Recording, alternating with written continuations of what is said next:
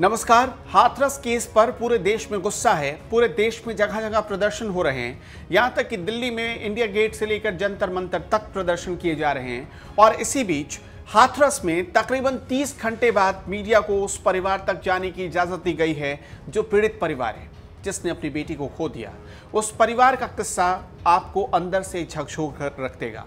इस परिवार के साथ क्या हुआ ये सुनिए। पहले तो अपनी ही बेटी का चेहरा या अंतिम दर्शन करने की इजाज़त नहीं दी प्रशासन ने। दूसरे में कि उस बेटी को बिना किसी हिंदू रीति रिवाज के जला दिया गया और रात के अंधेरे में 2:30 बजे रात को ये डेड बॉडी जलाई गई। लोगों ने इस पर सवाल उठाया। तीसरे में कि डीएम पहुंचे पीड़ित परिवार के घर और डीएम ने धमकी दी। उसका भी वीडियो वायरल है और आपके फ़ोन पर भी ज़रूर वो वीडियो पहुंचा होगा। हाथरस केस में अब एक से एक खुलासे हो रहे। मीडिया जैसे ही पीड़ित परिवार के घर पर पहुंची, पीड़ित परिवार ने कुछ बहुत बड़ी बातें बताई हैं। सबसे पहली बड़ी बात तो ये है कि पीड़ित परिवार का दावा है कि उसके पास किसी भी नेता का फ़ोन नहीं आया था।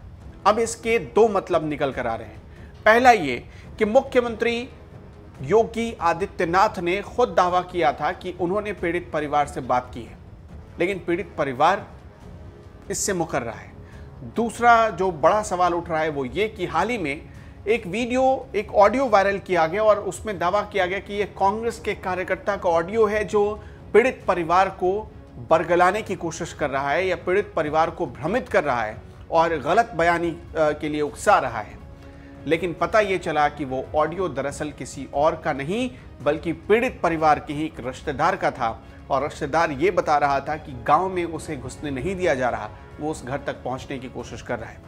अब इसमें कुछ और बड़ी बातें आपको बता देता हूं। जब मीडिया वालों ने परिवार से पूछा कि प्रशासन और पुलिस ऐसी तैयारी कर रही है कि आपका नार्को टेस्ट कराया जाएगा, पीड़ित परिवार ने इससे साफ इनकार कर दिया, क्योंकि पीड़ित परिवार का दावा था कि उसे पुलिस की जाँच पर भरोसा नहीं है। मीडिया वालों ने पूछा कि क्या इस मामले की सीबीआई जाँच होनी चाहिए। पीड़ित परिवार ने इससे भी इनकार कर दिया है। उसने कहा कि जो सिस्टम हमारा बयान तक ठीक से दर्ज नहीं करता, वो हम क्यों ये उम्मीद करें कि वो हमें इंसाफ दिला सकता है। इसलिए पीड़ित परिवार को सीबीआई जांच से भी भरोसा नहीं है। अब पीड़ित परिवार ने ये भी मांग रखी है, जब मीडिया वालों ने सवाल पूछा, क्योंकि मीडिया वालों को यही कहकर रोका गया था कि एसआईटी की जांच चल रही है, एसआईटी पीड़ित परिवार के घर पर पहुंची है, इसलिए गाँव तक जाने की इजाज़त नहीं दी जा रही है।